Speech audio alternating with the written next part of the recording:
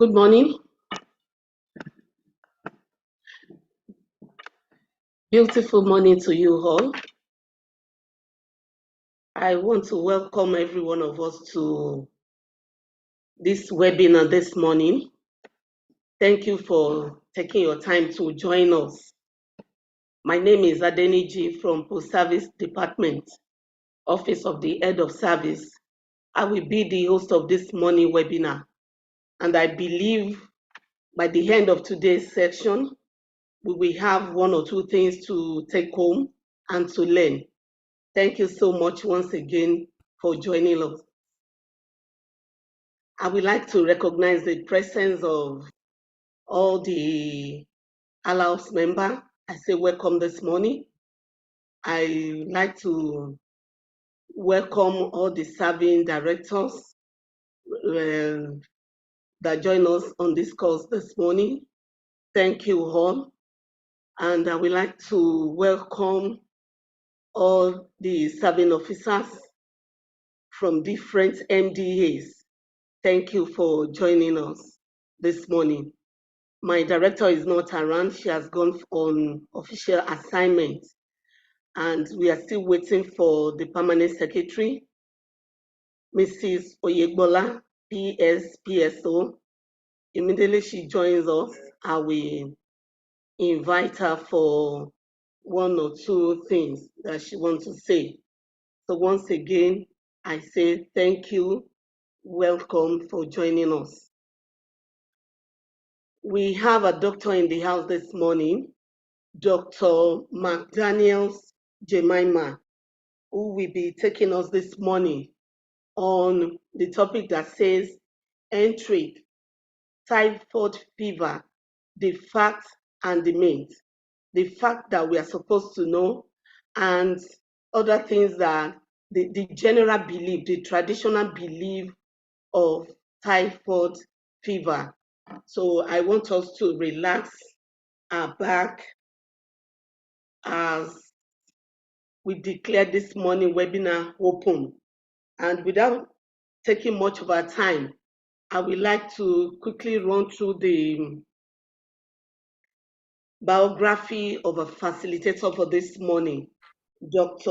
MacDaniel Jemima. Dr. MacDaniel Jemima is a dedicated medical doctor with a passion for public health. She graduated from the prestigious University of Benin and has worked in Edo State Specialist Hospital. She currently works with the Lagos State Ministry of Health.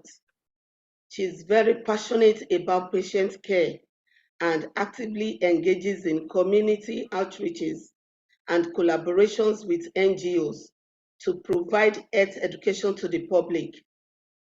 Our unwavering dedication to improve public health through education and awareness has left an indelible mark on the communities she had served.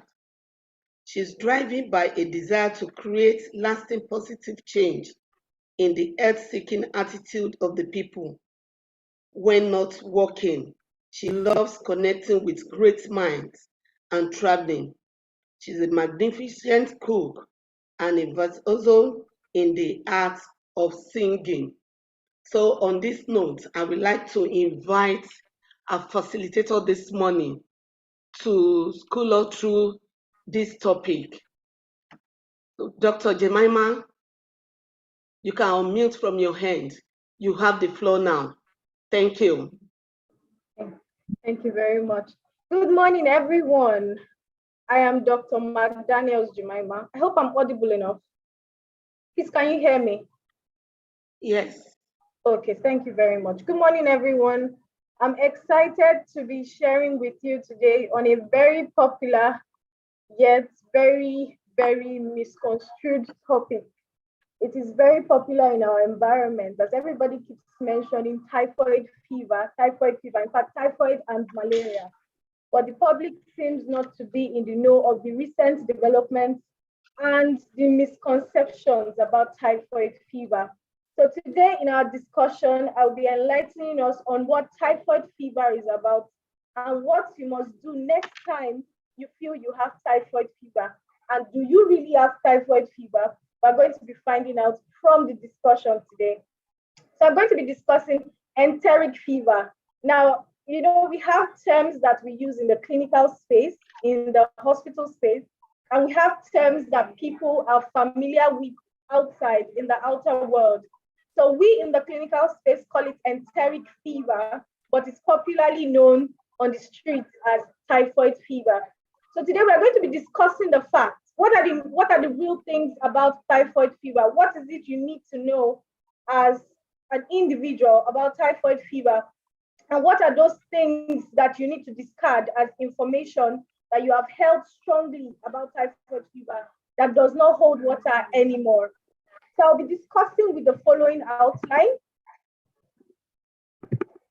The outline of which will have introduction, what can cause typhoid fever, how can you get typhoid fever, how does typhoid fever move about in the body, what symptoms will you have, what can it result to if you do not treat it, how do we look out for this thing, how do we make the diagnosis in the hospital, how can you prevent it? In fact, that is my best part of this discussion, because I have come to realize that preventive medicine is one of the easiest and the cheapest forms of treating people, because once you can put the disease far from you, it is way cheaper than having to treat the disease once it has been contracted.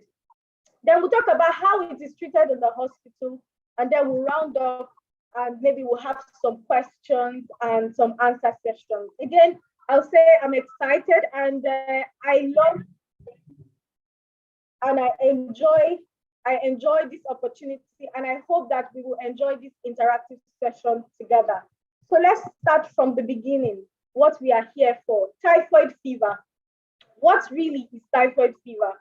Before we start, the WHO defines health, because health is what has brought us together today to have this discussion. The WHO has defined health, that's World Health Organization, as a state of complete mental, physical, and social well-being, and not necessarily the absence of disease or infirmity. So it all starts from the physical outlook. Before you start to have manifestations on your body of a disease, it might also start from inside of you. Sometimes even the mind, when you start to have the symptoms, oh, I think I have malaria. Before you even get it tested, people start to have those assumptions of what disease they think they have, maybe based on if it has happened to somebody close to them before, or if it has happened to them and it's recurring again. So now we start with typhoid fever. Against general knowledge, typhoid fever is not as simple as we think it is. It's actually a potentially severe illness. Although the symptoms might be very familiar, the symptoms such as fever, abdominal pain, it could even result in more severe symptoms like even weight loss over time and some other things. But typhoid fever is generally misdiagnosed because the symptoms resemble other conditions we find around. In fact, some people can even have diarrhea. They can have constipation while having typhoid fever. Now, what causes typhoid fever? There's a particular bacteria. I don't know if you can see my screen. There's a picture of something there. That's how the bacteria looks like. It is called Salmonella typhi. Now, notice that this bacteria is not visible to the human eye. If it were visible, like maybe the mosquito or any other organism, we can go after it and say, oh, let me kill it. Okay, I can see it in this drum of water. Against popular opinion, it is not visible to the human eye. So this is a microscopic illustration of what Salmonella typhi looks like. So we'll be moving on. There are species of aerobic motile bacteria that are resistant to physical stress on their membrane. And they can remain viable, that is, they can survive in low temperature for days and weeks in sewage, that's used water, dirty water, dried food stuff, like what we get from the market or what we store in our houses, and fecal matter. Fecal matter just has to say from residue of feces. If the environment is not kept clean, if there are smears of feces or one goes to the toilet without washing the hands, you see that there is a prevalence of this thing around such environments. We're still going to discuss preventive measures as we move ahead. But from here, I'll start to mention it that hand washing is one very important way to prevent this. Not just typhoid, any disease at all. Hand washing is one important way to prevent disease. Now, Salmonella species, that's the thing that causes typhoid fever, can be destroyed by boiling. So when I mentioned low temperature before, we're talking about, environments where your food has been cooked for long hours and has been left to cool. Like, so I don't have time to warm it. Let me just eat cold food. You're increasing your risk of getting it. So boiling or cooking your food, warming your food, exposing it to intense heat can destroy the Salmonella species. And also chlorination of water. We'll find out later that water is a very important way that the Salmonella species can be transferred from one place to another. And so chlorination of water, that's treating your water, is one way to prevent it. Now, who are the people that can get typhoid? Now, typhoid caused by Salmonella species is prevalent in developing countries. We all know that most countries in Africa and in Asia are developing countries. We've not gotten to the point where we say we are developed. We're still coming up because there's still some parts we need to work on. So in developing countries, places that still struggle with poverty, that still struggle with droughts, that still struggle with dirty environments and have not been able to put a hold and handle problems associated with public health, those are the places that are intensely affected by conditions like this. Now, does typhoid affect just men or just women? Well, both genders are equally affected. The way it can affect a man, it can also affect a woman. And it is common in all age groups. Now, there's an important thing I have to state here. Unlike some conditions, like when there's an outbreak, they say, Ebola can be passed around by animals, monkeys, don't eat bushmeat, don't do this, rats, for Lassa fever. Man is the only source of reservoir. That's the organism can only infect human beings, Salmonella. It cannot infect animals, unlike what we see in Lassa fever or what we see in other conditions. Only humans can get infected with typhoid fever. So what are the causes? I'm sure there's this illustrative picture you are seeing, where you are seeing meat, you are seeing arrow, you are seeing eggs and all of that. So does it mean there's only meat and eggs? No, actually. It happens when you take in food and water contaminated by the feces of a sick person or a healthy carrier. We'll be discussing who a healthy carrier is as time goes on. But now, does it mean that somebody carries a plate of food and you see feces in the person's mouth? Not necessarily. It only means that, a person that probably has a poor sanitary habit, if that person handles the risk of contracting something as typhoid fever is very high. What else do we know? Polluted drinking water supplies can also increase the risk. That is why we say chlorination is important. If your water in your house, in your tank, is not treated frequently, it increases the risk of this organism to grow in such environments, because those environments will allow them to thrive. What other things should we take note of? Open area defecation and urination. You will see posters along the road. Do not urinate here. Do not pass feces here. There's a fine associated with it. That's why it is now our responsibility as people or great citizens of this nation to care for our environment. If you see somebody that is trying to mess up an environment, to tell them, no, don't do that, because that's corporate responsibility. Because if there's an open area of defecation, if people mess around the place, there's an increased risk of carrying about fecal matter unknowingly. Because such kind of person that does not even do it neatly will come around and still come and give another person a handshake or go and handle food somewhere for the masses. So open area of defecation and urination is a risk, is a high risk for the transmission of Salmonella. No personal hygiene.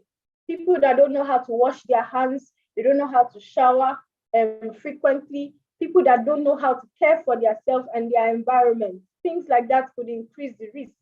And it's in this part we're going to talk about food handlers, food vendors.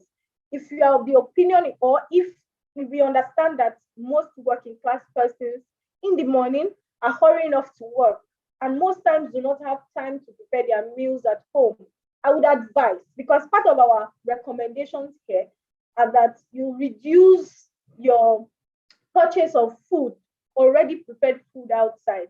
But here is what I would say. I would say our advice, because sometimes 100% you might have to stay clear of purchasing food. But wherever it is, make sure you are purchasing food from a sanitary environment. Because if not, if you're just getting from roadside handlers, people that maybe do not take the sanitary conditions very seriously, you might just be at risk of contracting typhoid. Then, okay, soil irrigated with sewage is another way that typhoid can be passed around. So how does it come about? How does typhoid fever come about? So here, the mode of transmission, that is how it gets into the body, is via the fecal-oral route. It looks like a big word, but it is very simple. It means from the feces to the mouth. If you look at my cursor, you see feces and vomiters here. It gets maybe into water, maybe this if a person defecates close to a water supply, or the person, maybe all those people that have their toilets very close to their kitchen and they don't know how to keep things sanitary. It gets into water by one way or the other, and from there to the mouth. You hear some people say maybe they took this kind of pure water and it increases their risk. That's why we have to look out for each other. All this pure water producing factories and all of that, we should allow them to be subjected to sanitary screening, because they are providing supplies to the general public. Now, I mentioned before that there are people called carriers of typhoid fever. I'm going to tell us a story. I'm sure you are seeing here a picture of a woman holding a frying pan, and it looks like she's spewing stuff into a frying pan. So in the year 1900s, there was this young woman that was being employed as a cook in several rich homes to go and cook for them and provide them with such feeding services. She was employed in that manner. And usually typhoid is not found among the rich in the past. It was found just among people that live just in dirty environments. But that year there was a discovery. What brought about the discovery? It was found out that the persons she was cooking for, a good number of them got infected with a particular disease where they fell very ill. And a percentage of them, let's assume 50 persons were infected, about 5 of them will die after such severe infections. And so they started to check, they started to screen, they started to do all those investigations, and they found out that, there's, in all cases of these persons, there was a contact one way or the other with this person that was a cook. And so they decided to isolate her at some point and check and see if there was anything in her blood that was maybe carrying such infection. You know, that time there was a high case, there was research everywhere, research was rampant, people were interested in knowledge. And so it was found out that, the typhoid bacteria, that salmonella, was present in her blood, you know. And when she was informed about this, the woman, because that's a source of livelihood. What's wrong with my daughter and your money? If I solutions are wrong. Can you hear me?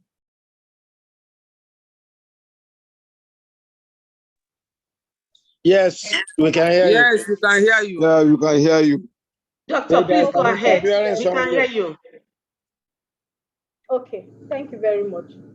So she was isolated, but she escaped from the isolation center, moved to another environment, and started to cook again.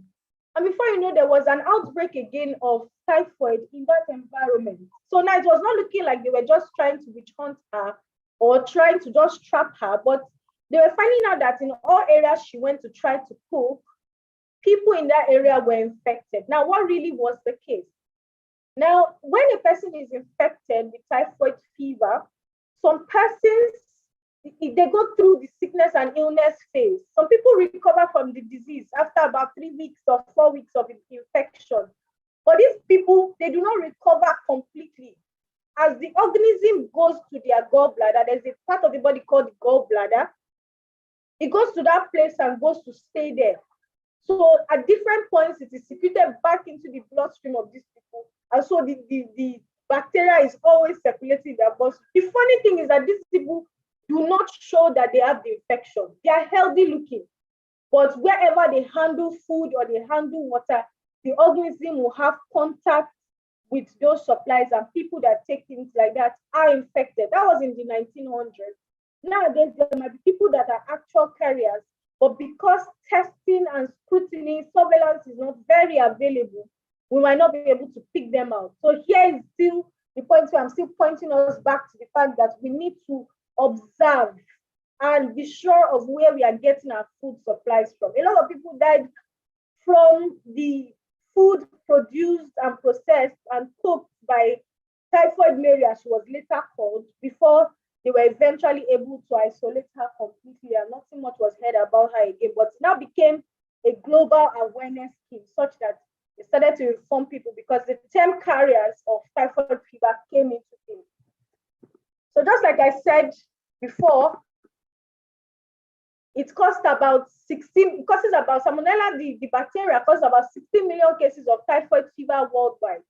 And about 500,000 people are affected per year. Now, these 500,000 people are not just from Nigeria, so that we don't think that the whole masses of Nigeria have typhoid.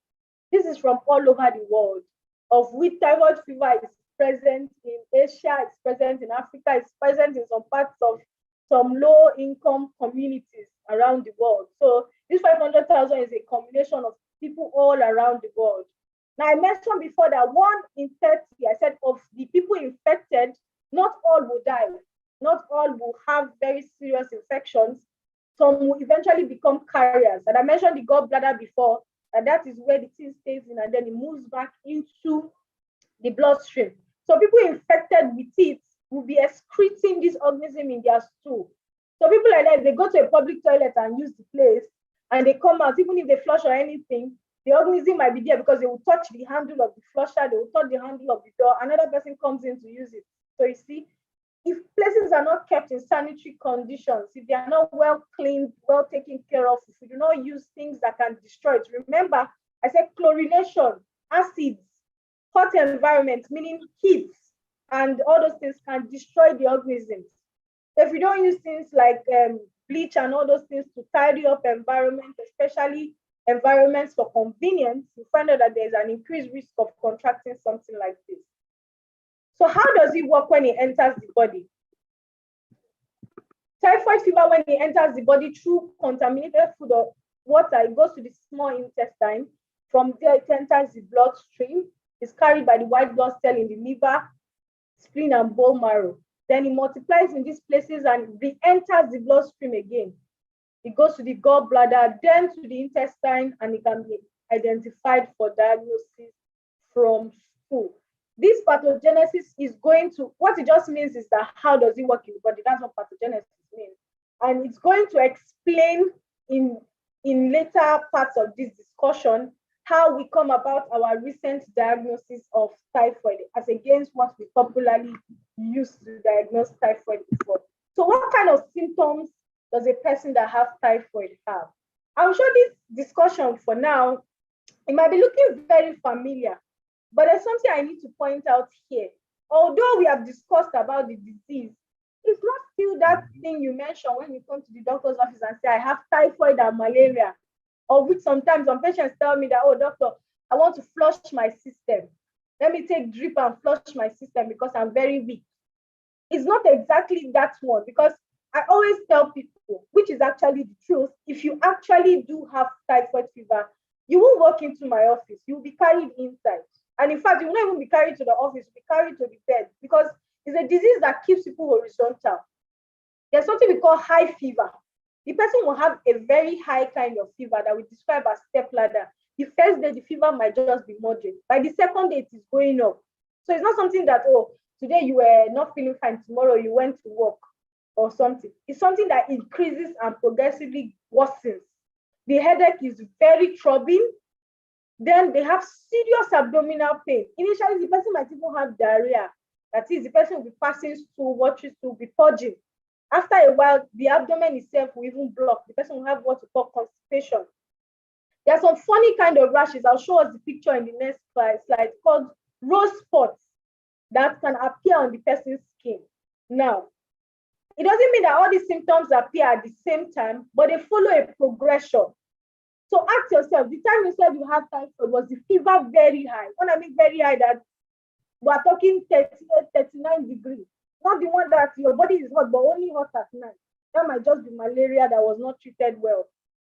Maybe malaria, you didn't complete the drug. Because the typhoid fever, the fever in typhoid fever is a step ladder. It increases with time and it gets worse. With every passing day, you get sicker than what you were at the beginning. Then there are some serious symptoms people can get. It could progress and even involve joint pain, muscle pain. The most serious symptoms are those ones when it starts to get to around 2 weeks, 3 weeks.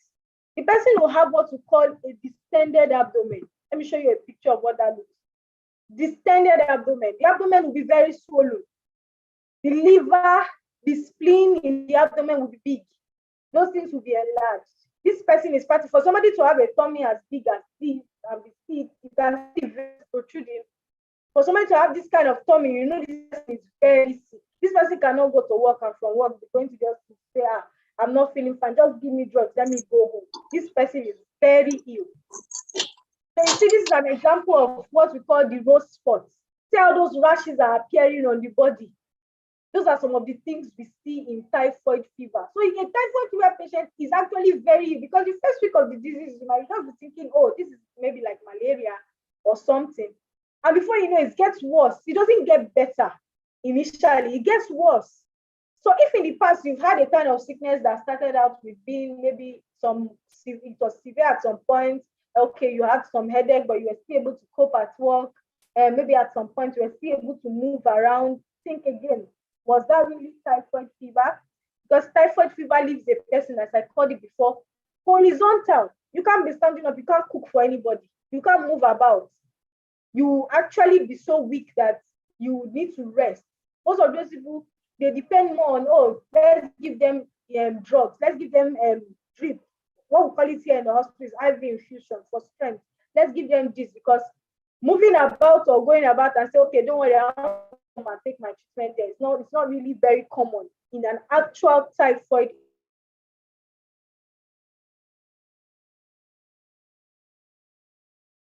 See my screen. There's a picture there. I know you're not so familiar with that picture. But if you look at my screen, there's a picture there. That thing you are seeing there is a hole in the intestine. A hole in the intestine that we're trying to sew. Typhoid can cause that. Typhoid can actually cause this, what we call a bowel perforation. Serious typhoid, when it is not treated on time, can cause this, a bowel perforation. In fact, when this happens, we have to do a surgery to seal it up. This is a bowel perforation caused by typhoid. And this can even go on and infect, because physics on its own is not supposed to be moving around inside the body. It's only supposed to be inside the intestine. You can see here that physics are started coming out, touching the body of the intestine. This can go and infect the inner part of the stomach, the body, and before you know, the abdomen rather, and before you know, the person might have what we call peritonitis. The abdomen will be so strong and painful, the person will not want you to touch it. Meanwhile, the person's body is still very hot. That can even lead to death if it is not treated very fast. Now, all these discussions we have been having is not to scare anybody, but we're trying to tell you that typhoid is actually more severe than what people describe it outside. It's actually a big deal. But then, does it now mean that people that say they have typhoid fever don't really have? Well, they are serious and they are real cases of typhoid, but it is not found in 100% of the masses, meaning sometimes there's a propensity that it will be misdiagnosed.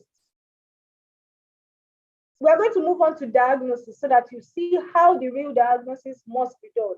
There's a tendency that it is going to be misdiagnosed because when you walk into the hospital and say, I'm not feeling fine, they give you malaria drug, you come back and say, I think I'm not feeling fine. Please, they should give me antibiotics. Sometimes some patients will come and say, please, I want to do typhoid test.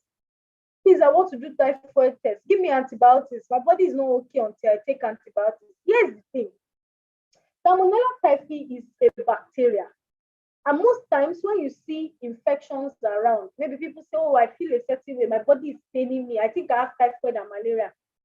they might have other conditions, maybe apart from malaria, or they might have some severe forms of malaria. And sometimes people do not use drugs correctly. We also know that in Nigeria, there are some drugs in circulation are not original. So there are many factors that are connected together on why you do not feel better after taking your so-called malaria drug. Or maybe it was not taken correctly. Some people, once they take a dose of a medication, if they start to feel better, they feel that, oh, I'm done, I'm not taking it again. Please, if you're one of those people, please, drugs are meant to be completed. Yes. Let me say that part. Drugs are meant to be completed. There's another thing that happens. People feel that when they have malaria, they must buy malaria drug and the ampiclox bicham or ampicillin. Those things are actually wrong practice because there's something we call antimicrobial resistance. Because of the abuse of antibiotics, please, again, amoxicillin, ampicillin, ciprofloxacin, that's Cipro, they are not treatments for malaria. So when you are taking those drugs, when you are supposed to just be treating malaria, you are feeding your body with those antibiotics when there is no organism. And sometimes some people will not even complete the medication. This is what happens. If you go to invade a territory and you show them all the weapons that you have and you leave your weapons there and go away, they will learn how to use your weapons. By the time you come back again, maybe you're coming back with the same gun that you came back to them before with. They would have learned how to use that gun. So by the time you are shooting them again with that same thing, it will not work. That is what happens with bacterial infections and when you use antibiotics and you don't complete them. So a lot of people that misdiagnose typhoid, they go about and take antibiotics when they shouldn't be taking. And some will not even complete it. Some every 2 weeks when they feel some certain way, they feel they have to treat malaria and typhoid. So every 2 weeks they are taking antibiotics, taking antibiotics, taking antibiotics. Antibiotics should not be abused. Because what we've been finding in the healthcare system nowadays is that people are having resistance to antibiotics. You will send a person, oh, this person has an infection and needs to be treated. There's something we call a microscopic culture and sensitivity. We try all the antibiotics on that condition to see which of them is very effective. You find out that majority will be resistant. So if you've ever done a test where they say resistant to ampicillin, resistant to ampiclox, resistance to levofloxacin, resistance to ciprofloxacin, there's a problem. It means you have probably been taking antibiotics you shouldn't have been taking in the first place. And now your body is used to those antibiotics, so it will not work for you. As I hear some people, they will say, oh, I took these antibiotics, it didn't work for me, I want something stronger. It all started from taking antibiotics for what you shouldn't have taken antibiotics for. So malaria, the best way to treat malaria is to use malaria tablets. And there is not a thing as malaria, typhoid combined together. It's either you are having typhoid fever or you are having malaria. Because I don't know if everybody is following. Typhoid is a very serious issue. And if you've been using too much of antibiotics in the class, please desist from it. Because what it means is that if there is an actual infection, if a person has a urinary tract infection or has another kind of infection that requires antibiotics, because you have used it before for a long time, you've been using it every 2 weeks. Now, that doesn't mean that if you use an antibiotic once, it won't work for you. No, don't get me wrong. I mean, when it is used even without prescription, some people nowadays feel that, oh, when I'm treating malaria, I must buy amoxicillin and malaria drug. I've used amoxicillin. So when there is a condition that requires the use of amoxicillin, because you have been using it too much in the past, it will not work. The body has gotten used to it. So when it comes in, the organisms are like, this one is our friend. It will work against it because they are now together in one place. You will now have to go for something stronger. And the more you go for something stronger, antibiotics are limited. People are still doing research, but what we have is what we have.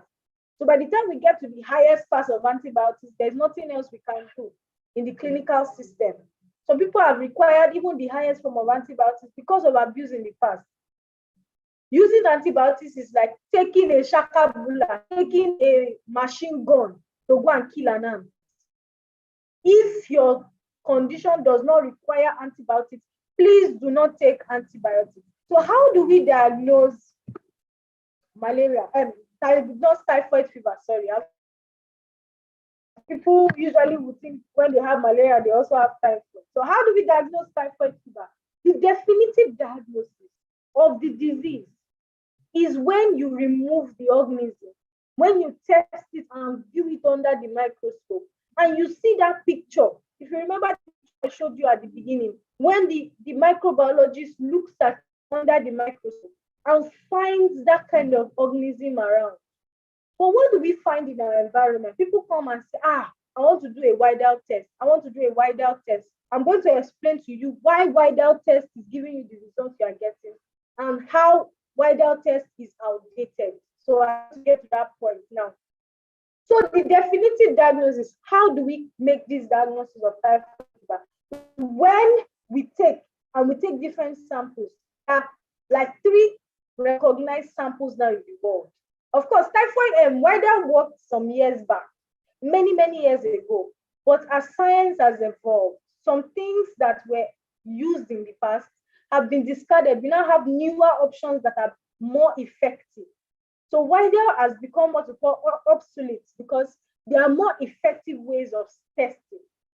One of the effective ways is a special, what we call a blood culture. We take out the blood, we view it under a microscope, and then we see the organism there. In Widal, it is not what is done. I know they still take your blood to test it, but what they use is not the complete blood. They use something called the serum. When the blood settles down, there's a clear part of it, the serum. That's what they use for Widal test. They take it, they put a certain antigen and antibody on it, and then watch how the thing clumps together. So the Widal test is dependent on the person viewing it. It's because it's not viewed under the microscope, it's viewed with ordinary eyes. And so the person looks and says, oh, this thing gathered too much here, that must be typhoid. So it can just be an assumption because even Widal test will cause the same agglutination, the same gathering in one place of the serum. If there is malaria, if there's malaria and you test it, you will see it there. If a person has some other kind of infections that causes the body to be hot, and you check it under the microscope, you will still see that thing. You check the Widal test, you will still see it high. That's why you see some people, they do a Widal test today. If they go back in 3 weeks to do that same Widal test, sometimes they'll tell them that, there's still Widal in your body, there's still typhoid in your body. It has not cleared completely. That's because if you get infected with typhoid, even if it's once, the Widal test will be positive for a very long time. In fact, it might not even go negative again, because it is antibody to that thing that is working together. Also, the Widal test is positive, like I said. Anything that causes your body to be hot, be it malaria, be it urinary tract infection, be it respiratory infection, any form of infection will cause it to agglutinate. So what are the standard ways we use in testing for typhoid now? We take the blood sample, we view it under a microscope. We're looking for the picture of that organism that I showed us. The second thing we do is we take it from the stool. I told you about typhoid Mary, that the thing moves about in the intestine. Sometimes the person might have diarrhea or might have constipation. So we take the stool and we view it under the microscope, looking for that organism. Or we take urine and view it and check for it. In fact, the most sensitive of the tests, the most authentic of the tests is when we do a bone marrow culture, meaning we go to the bone marrow of the person, take some particles from there and view it. But the problem with the bone marrow culture is that it's expensive and it is painful, meaning it is invasive. We have to put in like a needle to go there and take some sample. It's usually a very painful test. So we like to do just the stool test or the urine test, since they will give us similar results, although the bone marrow is more effective at giving results. So I've mentioned it here that we now use bone marrow, we use blood, we use urine, we use stool. Widal test is obsolete, meaning it is no longer accepted all over the world as an authentic test for typhoid fever. The world has moved past using Widal test. So let's be discussing Widal test. Widal test is a presumptive test for enteric fever, whereby the bacteria is mixed with serum. It has different antigens that we look out for. Now, a single Widal test is of little value, as other infections including malaria, can cause the Whiteout test to go up and be positive. Now, the only way that a Whiteout test will even be effective, although not as effective as this newer test, is if it is done serially, meaning it is done today, it's done tomorrow, it's done next tomorrow, it's done this. Then we now compare and see, oh, is the level of the antigen rising inside these serums? And most times it's just a one-off test you are done that is done for you in private hospitals, or in some places you have them to do a Whiteout test. So sometimes it might just be your body was hot when you went to do the test, and they just say, oh, this Whiteout is there, let's treat you. Then they'll go and give you ciprofloxacin. You are abusing ciprofloxacin. So if there's a condition that now requires Cipro, you find out that Cipro is not working. Somebody will say, I've been taking Cipro. Cipro does not cure my typhoid. It all started from the use of it when it was not supposed to be used. Also, there's something you need to see here. I don't know if you can see my screen. It's that antibody titer is usually increased in both patients that have the active disease and vaccinated persons. In the developed world, they have what we call vaccines now for typhoid. Those vaccines have been there for a while. And when these vaccines are given, they're usually given, and we'll discuss about the vaccines later. They're usually given when a person travels, like somebody that is based in the US or the UK or some of those countries that don't have it very prevalent. When they travel to a place like Nigeria or any other African country, and they go back there, they usually, before they come here, they are giving vaccines to prevent them from contracting typhoid. So those kind of people that receive vaccines, if they come to Nigeria and you test them for Whiteout will say there's typhoid there. Because usually when you are giving a vaccine, you are giving a part of the organism and telling the body that, oh, fight against this thing. We are giving you the organism. So this is what you should fight. This is an enemy, fight it. So your body recognizes that this thing has entered the body. So anybody that has been vaccinated for typhoid or has the infection, Whiteout will be showing. But does that now mean that everybody that has a positive Whiteout test has this? No, it can be a false positive result too. Like I said, when a person has malaria, has respiratory infection, has urinary tract infection, has some other kind of infection, Whiteout will also go up. In Nigeria, it's very common that with every ill health, people always demand malaria or typhoid test. Demand typhoid, malaria and typhoid is what they call it. Most hospitals conduct this test because it is easy and of low cost. I mentioned before that bone marrow test is very expensive. So most hospitals cannot afford it. So they go for this cheap one, Whiteout test. But this Whiteout test is not reliable in the diagnosis of typhoid fever. And this has led to a large number of people being misdiagnosed and treated for a disease they do not originally have. Now, the Whiteout test played a major role of diagnosis of typhoid in the past, but there are new advancements in technology. There are new advancements, and this has made us realize that there are some disadvantages of the test in the way it is administered and the way the results are being interpreted. I also mentioned to you that the person carrying out the Whiteout test also determines how the result is, because it's the way the person reads it. That is how they tell you. Unlike the bone marrow or the other blood tests that we view under the microscope, where we are looking for that organism, the person is just looking for how these things gather together, the antigens. So if the person says it's plenty, it's plenty. If the person says it's not plenty, it's not plenty. That's the problem with Whiteout.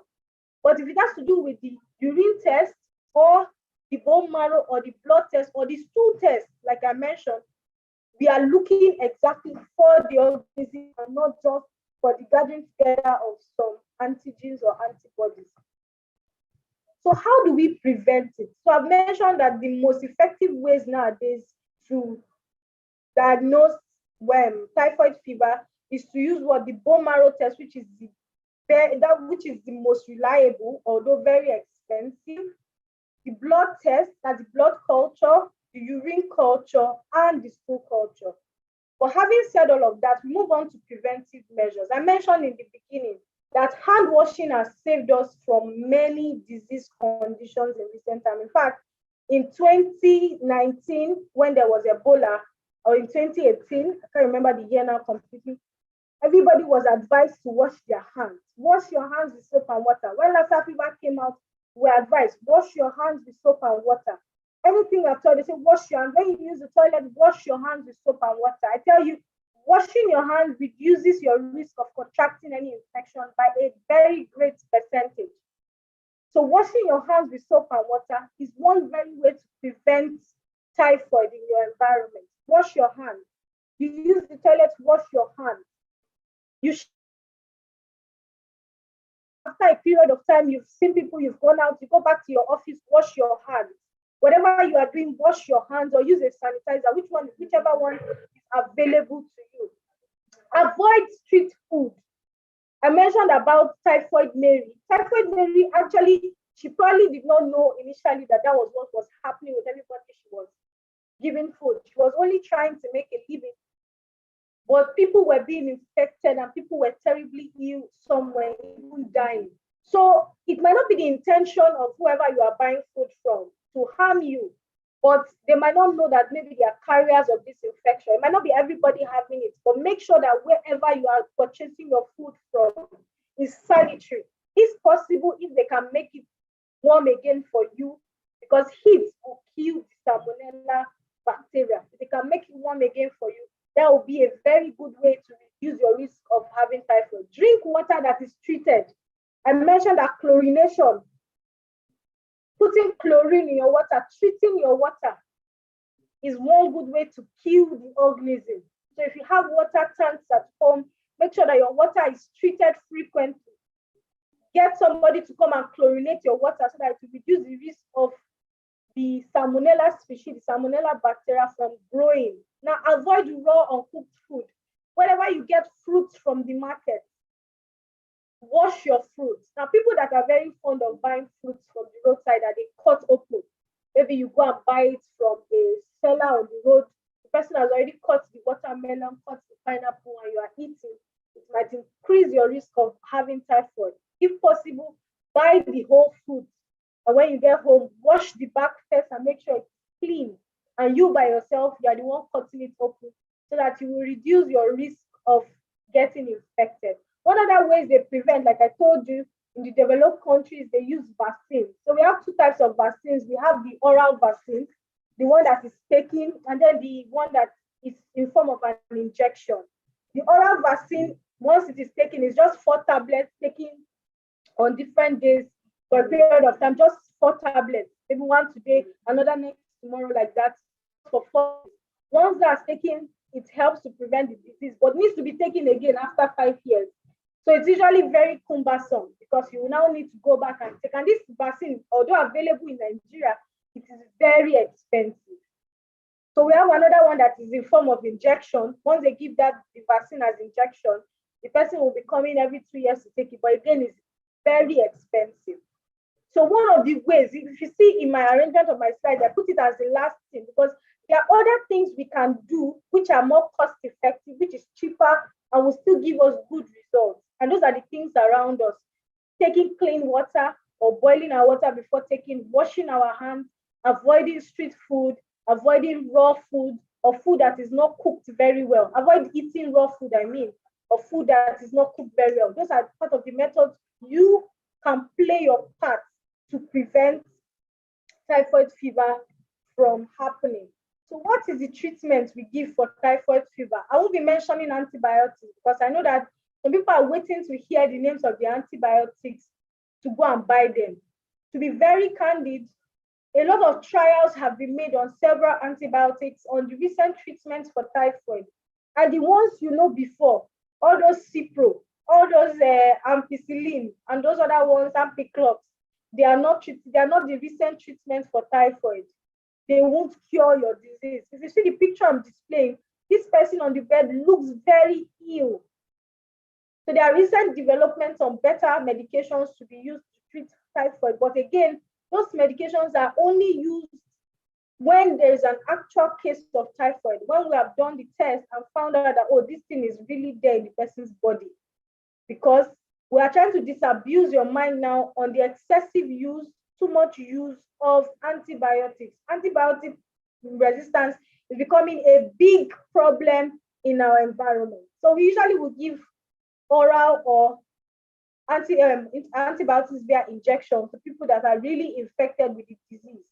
And in case of that hole in the intestine, like I showed you before, we go in, do a surgery and repair it so that it doesn't get worse than what it is. So largely, I have discussed about typhoid. I've discussed that it is really a very serious illness and not what people commonly just call typhoid and malaria. It's a very severe illness. It can cause a person's tummy to be very big. It can cause those rashes on the skin. It can even cause a perforation in the intestine. By perforation, I mean a hole in the intestine. So you ask yourself, those times that you've been ill, was it really typhoid? Or what exactly was it? Whenever you want to go and get treatment in the hospital, if you are suspecting that, you feel that this is what is happening, request tests. Is this test available? Ask them. I don't want to buy that. Do you people have the blood culture test for typhoid or the stool culture test for typhoid? As that is now the most reliable test for typhoid and not what people used to believe before. So please disabuse your mind of the typhoid Widal test, as that test is no longer a guaranteed test for the test for typhoid. In conclusion, we have had a very lengthy discussion. I know that we're going to have some question and answer sessions, but in conclusion, I want to tell you that typhoid is a very serious illness. Patients look very ill and very toxic. Diagnosis is made based on clinical assessment and positive results from bone marrow tests, blood tests, or stool tests. Widal is outdated. Please stop abusing antibiotics. Stop taking antibiotics for any single fever you have, for any feeling that you don't understand. You go and take antibiotics. Please stop taking antibiotics anyhow. And whenever antibiotics is prescribed to you by a doctor, please, even when you start to feel better, complete the antibiotics. There's a thing going around called antibiotic resistance because many people now have used so much antibiotics, their body is no more responding to antibiotics again. So if antibiotics are actually prescribed for your illness, please use them completely.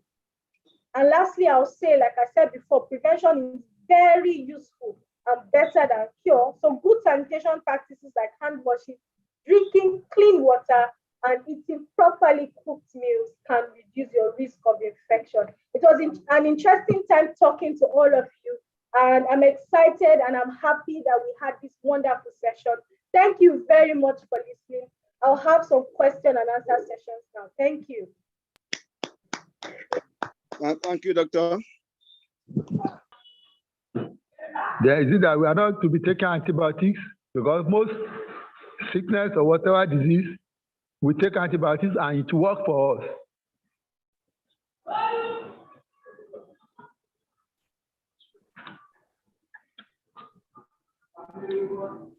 Okay, thank you, sir. I'm going to answer your question now. Can you hear me, please?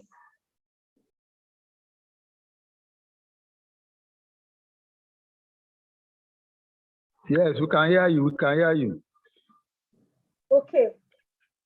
Well, the use of antibiotics is only after there is a test that is positive for the infection. Now, most people use antibiotics for conditions that do not require antibiotics.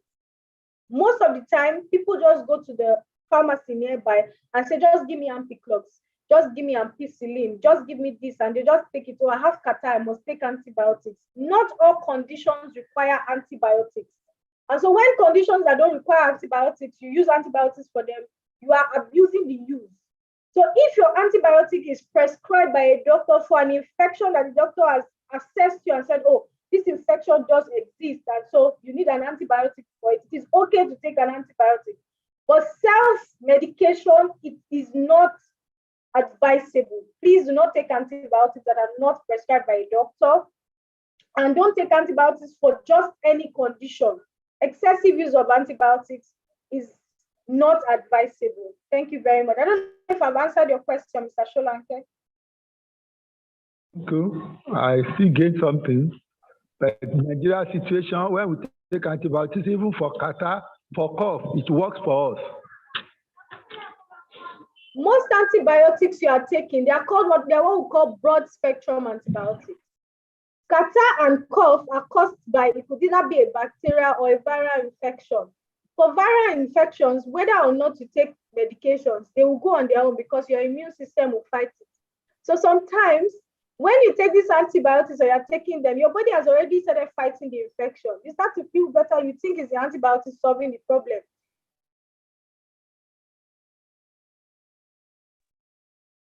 Hello, can you hear me?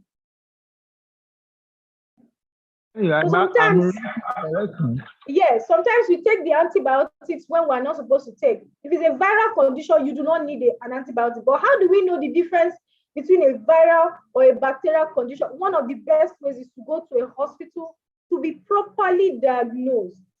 There are conditions that really require antibiotics. Please don't get me wrong. Those conditions do exist, but not every time catarrh and cough you need an antibiotic. If you've treated with an antibiotic probably 2 weeks ago and you're still having the catarrh and cough now, that means you're going to take another antibiotic and so on and so forth. That's not the best way to treat such things like that. So most times, conditions that require antibiotics, when you take antibiotics, they solve those problems. But if you have conditions that do not require antibiotics and you're taking antibiotics, although you will find relief, but you are abusing the antibiotics.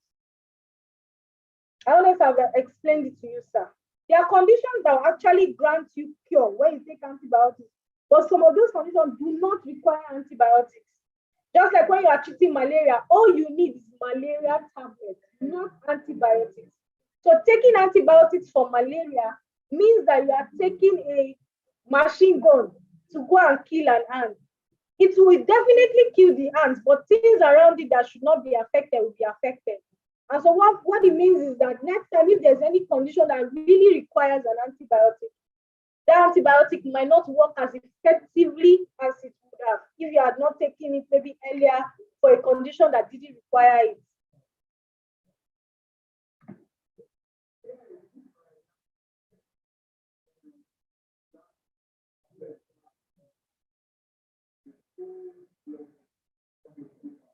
Appreciate our doctor for this teaching this morning, since we didn't have anybody asking question again.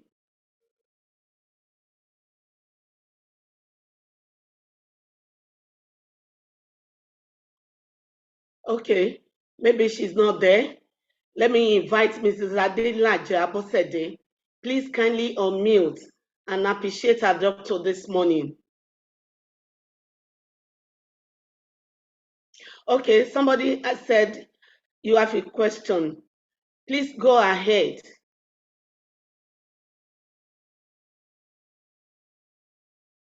Okay.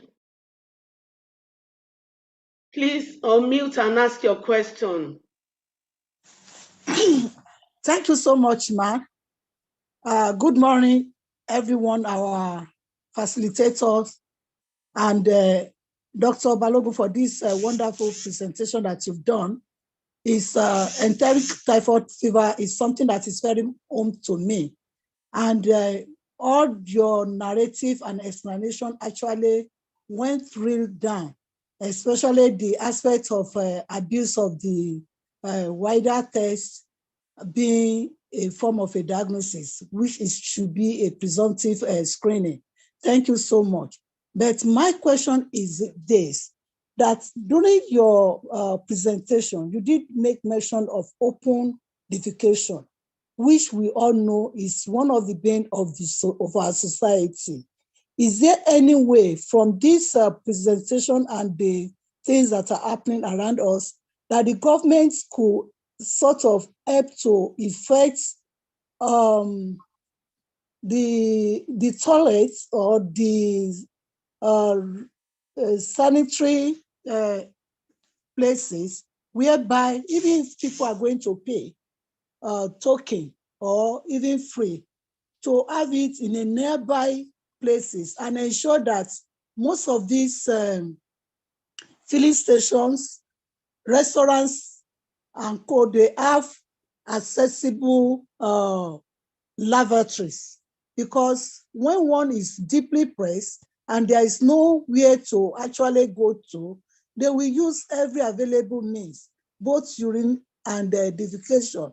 They will use every available dark spots to actually do it. And we do know what that thing Hello, doctor. Hello. Hello? Okay. Are you done with your question?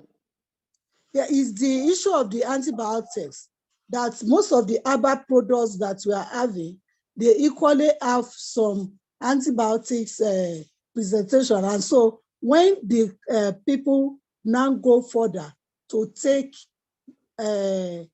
orthodox antibiotics, it sort of compound and complex the result. And that's why we are having antibiotics resistant strain all over the places. So if there is a way that the government will be able to help to actually manage these herbal products in a way that will be scientifically aligned to our health management. Thank you, and over. Thank you. Doctor, please attend to the questions. Hello, doctor, you have the floor now.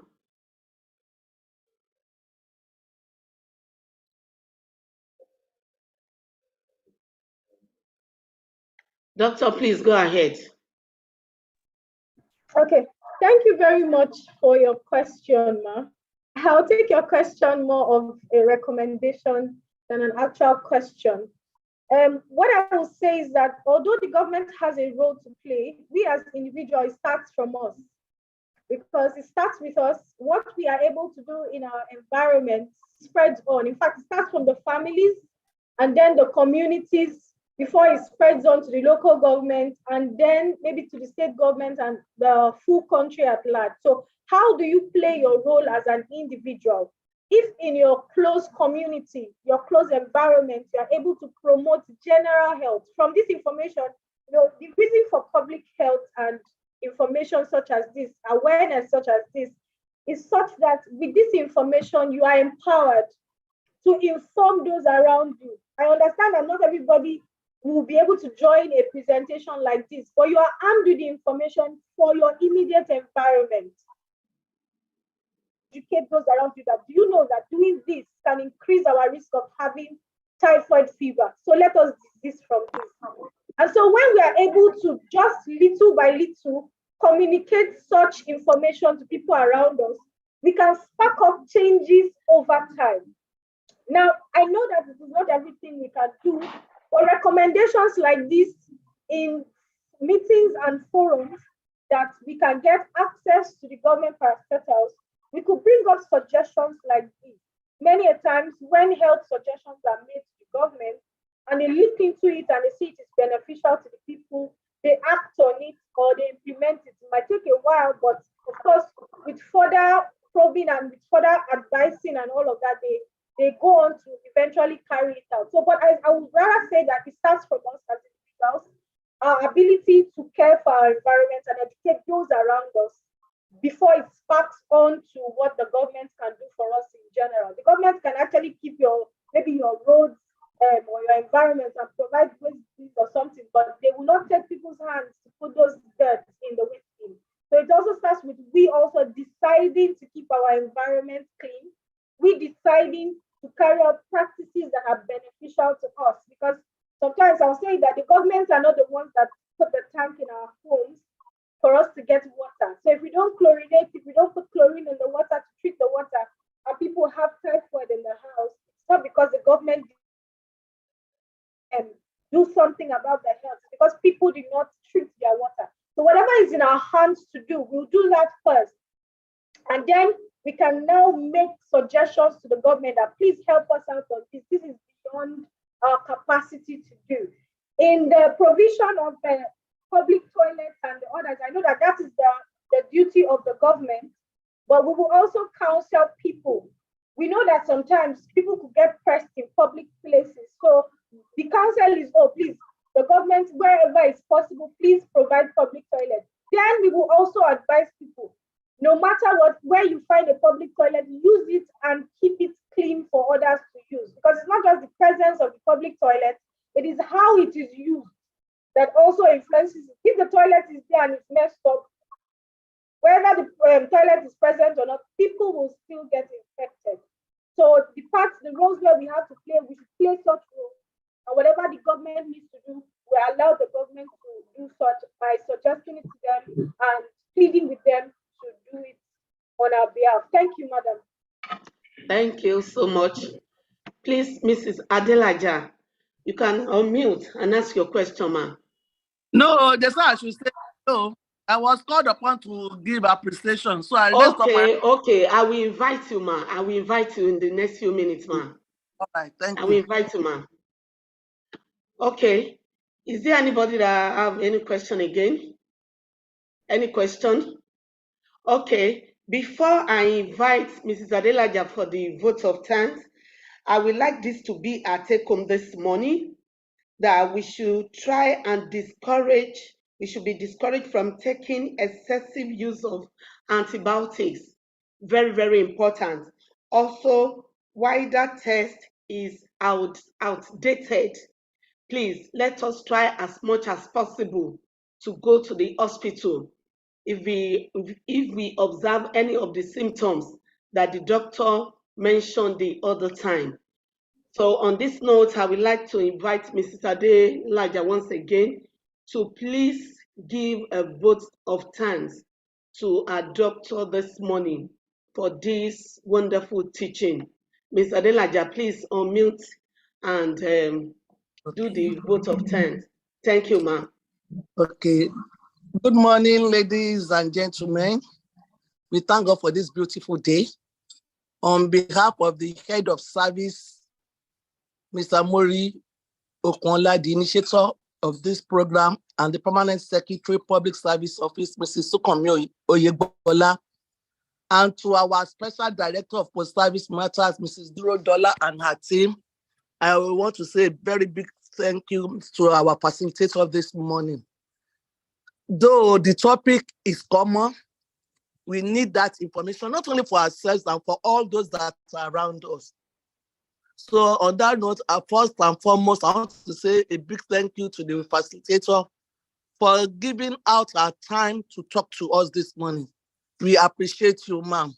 And I pray for more wisdom, more knowledge and understanding in the mighty name of Jesus. Amen. I pray that in the job you continue to expand and into greater heights by the grace of God.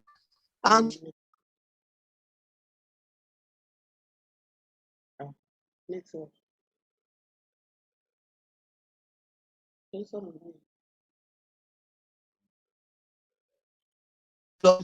and to strengthen you. As you have retired, when your own time comes, you will retire well.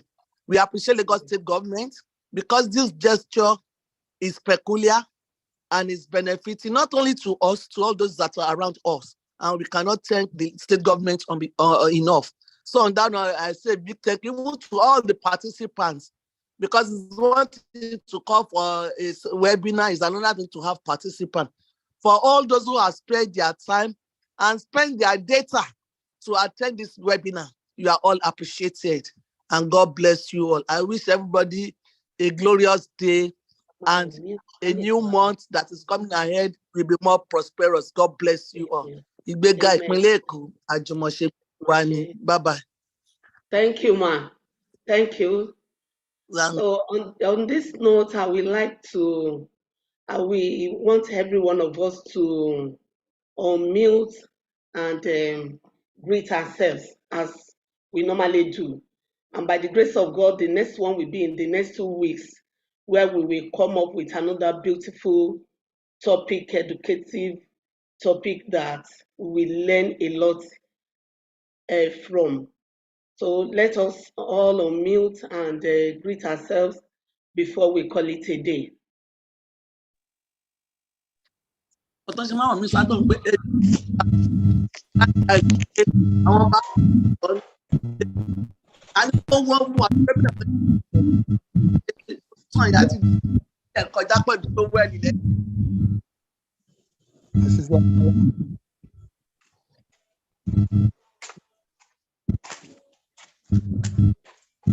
Good morning, sir. Good morning, ma'am. Thank you all. Thank you for taking your time to join us this morning. We really appreciate you. God bless you all. Thank you so much. And once again, like what the doctor said, like what Mrs. Adelaja said, it's not for us alone. Please let us try as much as possible to pass the message to people around us. Thank you all and God bless. Let us greet ourselves. Ms. Alade Ajala. Ẹ káàsán, ẹ káàsán. Ẹ káàsán, Màmí Adésọmí ló ń kí yín o. Ẹ pẹ̀lẹ́ mà. Ẹ ṣé mà, ẹ ǹlẹ́ mà, àwọn àbúrò kan. Àdúpẹ́ o, we are all doing great. Ẹ pẹ̀lẹ́. Yes, ma. Okay, bye-bye, ma. Yes, ma.